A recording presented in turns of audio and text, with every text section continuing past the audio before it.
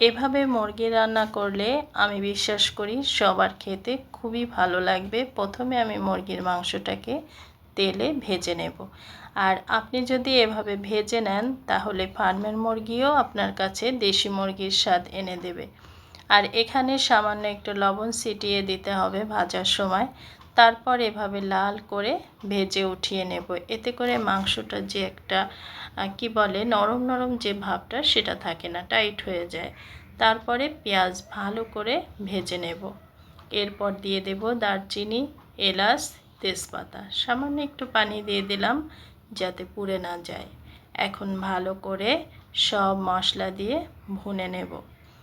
আদা, রসুন যা যা আমরা দেই মোটামুটি সবাই জানেন। হলুদের গুঁড়ো, মরিচের গুঁড়ো, ভাজা জিরের গুঁড়ো। ধনের গুঁড়োটা আমি আসলে খাই না, কেন জানি আমার কাছে খুব একটা প্রয়োজন যে তা মনে হয় না। যদি বেটে দেওয়া যায় তাহলে তার স্বাদটা আলাদা। এরপর মশলাটাকে অনেকক্ষণ ধরে কষাতে হবে যেন মশলার যে কাঁচা গন্ধ সেটা না থাকে। তারপরে ভেজে রাখা মুরগির মাংস দিয়ে অনবরত নেড়ে চেড়ে অনেকক্ষণ ধরে কষানোর পরে তারপরে আবার একটু পানি দিয়ে দেব। কেন এই যে বারবার ভেজে নিচ্ছি আর ভাজার সময় কিন্তু একটু আটকিয়ে যায়, তখন একটু অল্প অল্প করে পানি দিতে হয়। আর লবণটা টেস্ট করে দেখেছি আর একটু প্রয়োজন সেজন্য দিয়ে দিলাম। এরপরে দিয়ে দিচ্ছি কাটা টমেটো, কাঁচামরিচ আর রসুন। এখানেই হচ্ছে এর স্বাদের পার্থক্য।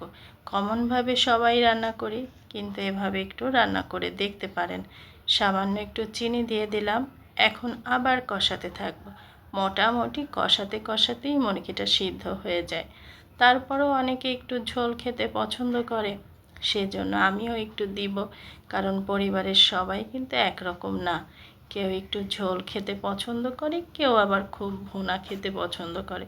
তো সবার ব্যালেন্সটা যাতে ঠিক মতন থাকে সেজন্য একটু মাখা মাখা রান্না করার চেষ্টা করছি। তবে বৈশিষ্ট্য ওইটাই যে এখানে কাঁচা টমেটো, রসুন আর কাঁচামরিচ দিয়েছি, সামান্য একটু চিনি। স্বাদটাই কিন্তু অন্যরকম। রান্না করে দেখবেন।